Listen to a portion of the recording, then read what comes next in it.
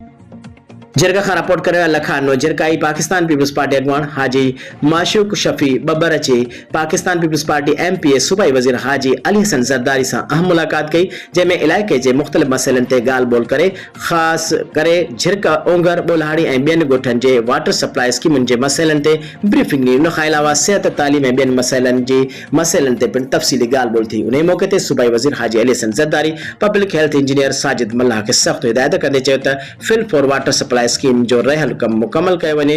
सूबाई वज़ीर हाजी अली हसन जरदारी वधीक यकीन ॾियारियो त तव्हां जा मसइला जल्द खां जल्द हल कराईंदासीं। जीअ खे जियारिन से लाहौती लॾे विया। मीरपुर पठोरो रिपोर्ट गुलाब गुल जुनेजो जी रिपोर्ट मुताबिक़ मीरपुर पठोरो जो भलोड़ उस्ताद वापारी ज़मींदार हाजी नूर नबी शोरो हिन फ़ानी दुनिया जहान मां लाॾाणो करे वियो। संदसि जनाज़े निमाद में सिंध जे कुंड कुर्छ खां आयल मिटनि माइटनि सियासी समाजी तंज़ीमुनि जे अॻवाननि उस्ताद तंज़ीमुनि जे उहिदेदारनि वॾे अंग में शिरकत कई। संदसि तॾे ते शोरा हाउस ते टे संदसि शहज़ादनि डॉक्टर हाजी इनायतुल्ला शोरो, अब्दुल लतीफ़ शोरो, अयाज़ हैदर शोरो, यार अली शोरो ऐं ॿियनि सां तज़ियत जो सिलसिलो जारी आहे। उन मौक़े ते शहरी इतिहाद मीरपुर पठोर जे सरपरस्त आला फ़कीर मोहम्मद अली ख्वाजा, ॾाॾा इस्माइल शोरो, मोहम्मद कासिम ज़ंगरेज़, बाबू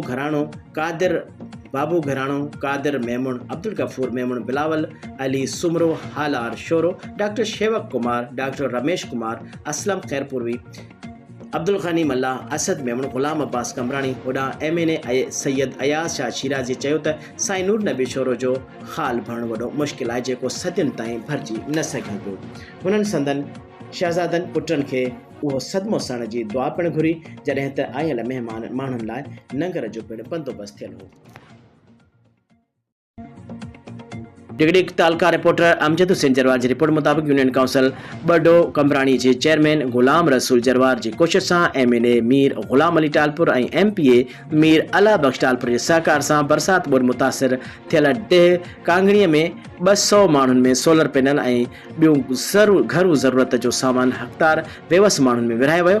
उन मौके ते यूनियन काउंसिल बडो कमरानी चेयरमैन गुलाम रसूल जरवार जो चवणु आहे त असां UCA जे फंड मां काफ़ी तरक्याती ॻोठनि में कम कराया आहिनि जिनमें CC रोड, नलका, मोरियुनि जूं गंदियूं ऐं कुझु ॾींहंनि में इंशाअल्लाह ग़रीब औरतुनि में सिलाई मशीनूं पिणु विरहायूं वेंदियूं। खैबर खां रिपोर्ट कर रहे अजीज गुल खैबर जमियत तुलबा इस्लाम ज़िले मटियारी के कन्वीनर बाडी जो पहिरियों तारफ़ी इजलास और इफ्तिताही सिलसिला रुकनियत साजी मुहिम के सिलसिले में मदरसा कासिमुल उलूम खैबर में ज़िले कन्वीनर मोहम्मद उमर बलोच की सदारत में थी गुजरियो। इजलास की कार्रवाई तिलावत कुरान पाक से थी जेका हाफिज रिजवान अमन जोगी जन कई।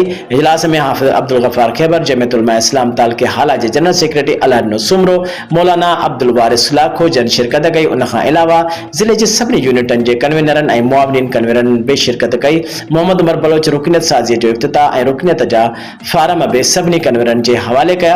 इजलास में मटियारी ज़िले के दौरे लाइ एक कमेटी पिणु जोड़ी वही जैमें सैफुल्लाह मेमण, हाफिज रिजवान अहमद जोगी और मोहम्मद हारून बलोच जन तालका हाला और तालका न्यू सईदाबाद जो दौरो कंदा। उन मौके ते हाफिज अब्दुल गफ्फार खैबर, अलहनो सुमरो, मौलाना वारिस लाखो इजलास के खिताब कंदे चयो त जमियत तुलबा इस्लाम जमियत उलमा इस्लाम जे विंग यानी शाख है जेका तकरीबन 1986 का पंहिंजो कम ज़िले लेवल तहत कंदी अचे थी ऐं असांजी जमात जो इहो मक़सद आहे त अल्लाह जी धरती ते अल्लाह जो निज़ाम कायम करणु। उन्होंने वधीक जो इंशाअल्लाह जल्द ज़िले में कमेटियों जोड़े ज़िले के कॉलेजन, यूनिवर्सिटिन, हाई स्कूलन जा दौरा करे उते शागिर्दन के ब्रीफ करे उते जमियत तुलबा इस्लाम जा यूनिट खोलिया वेंदा ऐं मटियारी ज़िले में कंहिं भी माण्हू सां नाइंसाफ़ी न थींदी त जमियत उलमा इस्लाम ऐं जमियत तुलबा इस्लाम उन्हनि सां बेशाना बशाना कर।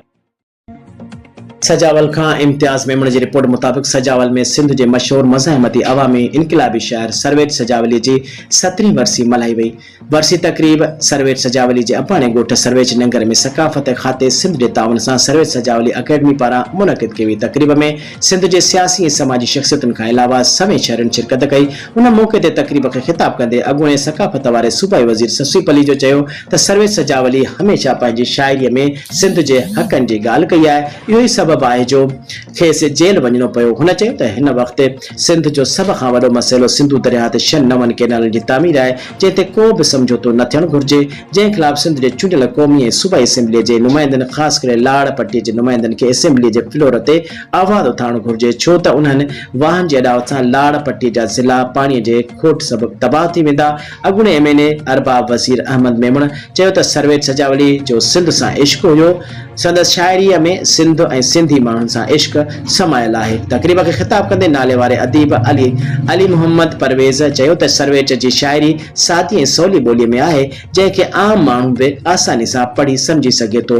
हुन चयो त सरवेज सजावली जहिड़ा शाइर सतियुनि में पैदा थींदा आहिनि। क़ौम परस्त अॻवान नवाज़ खान सां ख़िताब कंदे चयो त सरवेज पंहिंजी शाइरीअ में जंहिं तरीक़े सां सिंध जे ॾुखायल मारूड़नि जे दर्द खे बयानु कयो आहे, उन जो मिसाल मिलणु मुश्किल आहे। सरवेज जी शाइरी तसवराती न पर हक़ीक़तुनि ते मुश्तमिल हुई। संदसि शाइरी में वतन जी ख़ुब सभ खां मथे आहे। सरवेज सजावली जे पुट डॉक्टर उस्मान सरवेज ख़िताब कंदे चयो त सरवेज सजावली जी शाइरी हिते जे पोरियत ऐं मज़लूम तबिके जी शाइरी सां गॾु इनकलाब ऐं इश्क जी शाइरी हुई। हुन सॼी ज़िंदगी सिंध जे हक़नि लाइ लिखण में गुज़ारी। हुन न सिर्फ़ सिंध लाइ लिखियो पर अमली तौर बि सिंध सां मुहबत जो सुबुह ॾिनो। हुन सिंध जे हक़नि लाइ उथंदड़ तहरीकुनि में भरपूर हिसो वरितो ऐं उन लाइ घणो अरसो जेलनि में बि रहियो। हुन चयो त सरवेज सजावली जी शाइरी जो मुस्लिम मेडिकल मिशन पाकिस्तान की जानिब से मुतासरा गजा के लिए गर्म खानों की फराहमी जारी। गजा के दिल में मुस्लिम मेडिकल मिशन पाकिस्तान अपनी इमदादी कामों को भरपूर तरीके से जारी रखी हुई है, जहां बेघर फलस्तीनी खानदानों को ताज़ा और गर्म खाने फराहम किए जा रहे हैं। गुज़िश्ता 1 साल से हमारी टीम मुसलसल खिदमत में मसरूफ है। ज़रूरतमंदों को उम्मीद और मुस्कुराहटें और ज़रूरी मदद पहुंचा रही है। आपका तावन गजा में जिंदगियों को बचा सकता है। राब्ता नंबर 0309 33 43 433 131332 46382। ठुल खां रिपोर्ट कर रहा है मीर फैज सुमरो। ठुल वासी कराची में रोड हादसे में जख्मी। खबर मूजिब ठुल लगे बाहुखुसो प्रेस क्लब के जॉइंट सेक्रेटरी सहाफ़ी उज़ैर अयाज़ लाशारी पंहिंजे चाचे जे इलाज लाइ वियल कराची में रोड क्रॉस कंदे चाचो एजाज़ अहमद लाशारी ऐं सौट इकरार अहमद लाशारी समेत ओबाद छोकरनि जे वन व्हीलिंग चेयर मोटरसाइकिल लॻण सबबि 3 ॼणा सख्त जख्मी थी पिया। मोटरसाइकिल सवार मौक़ो ॾिसी रफू चकर थी विया। शहरनि एम्बुलेंस ज़रिए जख्मियुनि खे गणतीअ जोगी हालत में जनाह अस्पताल कराची मुंतक़िल करे छॾियो। ख़बर पवण ते घर भातियुनि में रोजराड़ो मची वियो। जख्मियुनि जा वारिस बर वक़्तु ठुल खां कराची रवाना थी विया आहिनि। राब्ते करण ते ज़ख्मी थियल सहाफ़ी उज़ैर अयाज़ लाशारी जो भाउ ज़ुबैर अहमद लाशारी ॿुधाए त मुंहिंजो भाउ उज़ैर अयाज़ लाशारी पंहिंजे बीमार चाचे एजाज़ अहमद लाशारी खां सौट इकरार अहमद सां गॾिजी इलाज लाइ SIUT अस्पताल नज़द सिविल अस्पताल कराची ॾांहुं विया त रोड क्रॉस करे रहिया हुआ त वन व्हीलिंग कंदे मोटरसाइकिल लॻण सबबि 3 ॼणा सख्त ज़ख्मी थी पिया। हुन चयो त नामालूम मोटरसाइकिल सवार धक हणी भॼी विया आहिनि। हुन ॿुधायो त चाचे एजाज़ जी ॼंघ भॼी पई आहे, जॾहिं त मुंहिंजे भाउ उज़ैर ऐं संदसि सौट इकरार खे दिमाग़ में धक लॻा आहिनि, जेकी नाज़ुक हालत में जनाह अस्पताल में ज़ेर इलाज आहिनि। होॾां हादसे बैदि ठुल ऐं आसपास जे प्रेस क्लबुनि जे उहिदेदारनि फैज़ सुमरो, नियाज़ बंगलानी, खैर मोहम्मद गोलो, मीर हसन डोल, तुफ़ैल अहमद खोसो, अब्दुल लतीफ़ खोसो, अब्दुल रज़ाक बुर्डो ऐं ॿियनि ॾुख जो इज़हार कंदे वज़ीर आला सिंध IG सिंध SSP कोरंगी खे अपील कई आहे त वन व्हीलिंग कंदड़ मोटरसाइकिल सवारनि खे गिरफ़्तार करे ज़ख्मियुनि सहाफ़ियुनि ऐं ॿियनि खे सरकारी इलाज कराए तदारुक कयो वञे। हुननि चयो त वन व्हीलिंग ते पाबंदी लॻाए माण्हुनि खे वधीक हादसनि खां बचायो वञे।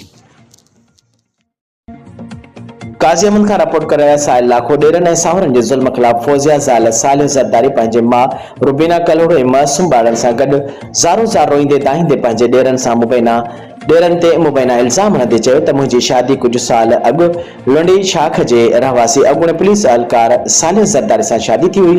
कुझु वक़्त खां पोइ उन खे पुलिस नौकरीअ मां बरतरफ़ कयो हो। हाणे हू कराची कमाइण वियो आहे त उन जे गैर मौजूदगी में संदसि भाउर भाइटिया ऐं ॿिया घर भाती मूं ते तशदुद कंदा आहिनि ऐं 3 ॾींहं अॻु बि राति जो 12 बजे मूं ते मुंहिंजे ॾेरनि ऐं ॿियनि तशदुद करे घरां कढी छॾियो। जंहिंखां पोइ मूं पंहिंजी माउ खे फ़ोन ते ॿुधायो, जेका मुंहिंजे भाउ सां गॾु अते अची राति जो पहुती त उन बि ॾिठो त मूं ते तशदुद करे रहिया हुआ। उन टाइम ई मुंहिंजी अम्मा मूंखे पंहिंजे घर वठी आई। हाणे मुंहिंजा ॾेर ऐं उन्हनि जा सपोर्टर मूंखे मुंहिंजे माइटनि खे धमकियूं ॾियनि पिया त असां तुंहिंजे छोकिरीअ खे मारे उछलाए छॾींदासीं, जो उन जो तोखे लाश बि मिलंदो ऐं जानी माली नुक़सान बि रसाईंदासीं। उन वधीक चयो त मां पंहिंजे मुड़ुस सां गॾु रहणु चाहियां थी, जिते हू रहे थो मूंखे उते रहाए त मां रहंदसि, बाक़ी उन जे घर में कोन रहंदसि। उन ज़रदारी बिरादरी जे मोहसिन ऐं IG ऐं SSP ऐं ॿिनि वस वारनि खे अपील कंदे चयो त मुंहिंजा ॾेर बास रहनि ऐं कंहिं टाइम मूंखे या मुंहिंजे माइटनि खे जानी माली नुक़सान रसाईंदा, असांखे तहफ़ुज़ फराहम कयो वञे। मां पंहिंजे मुड़ुस सां रहणु चाहियां थी, असांखे कुझु बि थियो त उन जा ज़िम्मेवार मुंहिंजा ॾेर ऐं उन जा खैबर खां अज़ीज़ गुल खैबर जी रिपोर्ट मुताबिक़ खैबर में मखदूम अमीन फ़हीम जी चाहत में लॻल सकाफ़ती रांदि कोडी कोडी फाइनल थी गुज़रियो, जंहिंमें सिंध जी टीम पंजाब जी टीम खां खटी वरितो ऐं तमाशाइनि खां खूब दाद वसूल कयो। खैबर में सकाफ़ती कोडी कोडी रांदि मखदूम अमीन फ़हीम जी यादि में लगाई वई, जंहिंजो अॼु फाइनल थी गुज़रियो, जंहिंमें सिंध ऐं पंजाब जे रांदीगरनि बहितरीन मुक़ाबिलो ज़ोर शोर सां कयो। रांदीगरनि जी ज़बरदस्त ज़ोर आज़माई थी, जंहिंमें सिंध जी टीम जे रांदीगरनि जानिब उमरानी, अज़ीज़ सुंगड़, सजाद पताफी, मार्शल बिरोही, सुल्तान रिंद, मुमताज़ रिंद ऐं अरबाब सुंगर जे बहितरीन रांदि खेॾी तमाशनि खां खूब दाद वसूल कयो ऐं फाइनल सिंध जी टीम पंजाब जी टीम खां ज़बरदस्त खटी वरितो। उन मौके ते सिंध जे विनर टीम में कैश इनाम तक़सीम कया विया। उन मौके ते टाउन कमेटी खैबर जे चेयरमैन हाजी अब्दुर रहमान खैबर चयो त कोडी कोडी रांदि मल्ह, घोड़नि जी ड्रोड़, ढगनि जी ड्रोड़ ऐं ॿियूं केतिरियूं अहिड़ियूं सकाफ़ती रांदियूं आहिनि जिन खे वधीक उजागर करणु घुर्जे। ऐं DC मटियारी खे अर्ज़ु कंदुसि त अहिड़ियुनि सकाफ़ती रांदियुनि लाइ फंड रखिया वञनि त ज़िले सतह ते अहिड़ियूं सकाफ़ती रांदियूं लॻाई वञनि ऐं असां बि कोशिशि कंदासीं त टाउन कमेटी खैबर में अहिड़ियुनि सकाफ़ती रांदियुनि लाइ कुझु मख़सूस फंड रखी सकाफ़ती रांदियुनि खे उजागर कंदासीं। उन मौके ते सैयद मुज़म्मिल शाह, मुबारक मंगणहार पारां खैबर प्रेस क्लब जे सहाफ़ी आसिफ अली मल्ला, अज़ीज़ गुल खैबर, अयाज़ लतीफ़ मल्ला, निसार अमन चौक, अली हैदर मल्ला ऐं मटियारी जे सहाफ़िन GM बाबर ख़ासकीली, रजीब मल्ला, शबीर मल्ला ऐं ॿिनि शहरनि खां आयल सहाफ़िन ऐं महिमाननि खे सिंध जे सूखड़ी अजरकनि जा तोहफ़ा पेश कया विया। मीरपुर खास खां रिपोर्ट कर रहा है सुमार समेजो। घर मां पीरसन औरत जो लाश हथायो। मीरपुर खास मुहाजिर कॉलोनी में बुजुर्ग औरत जो पुरस्कार मौत। घर मां पीरसन औरत सलमा जो लाश हथायो आहे। घर अंदर फोतीअ जो लाश मिलण जे इतला ते पुलिस जी वॾी नफ़री वाक़े वारे हंधि पहुची वई। पुलिस वाक़े वारे हंधि खे सील करे जांच शुरू करे छॾी आहे। पुलिस जो चवणु आहे त शुरूआती जांच मूजिबि फोती औरत जे कमरे मां टुटल चूड़ियूं हथ कई वयूं आहिनि। पुलिस वाक़े जी नोयत ऐं वधीक ॼाण लाइ मुख़्तलिफ़ रुखनि खां जांच करे रही आहे। लाश पोस्टमार्टम लाइ सिविल अस्पताल मुंतक़िल कयो पियो वञे। रिपोर्ट अचण बैदि मौत जो कारण मालूम थींदो।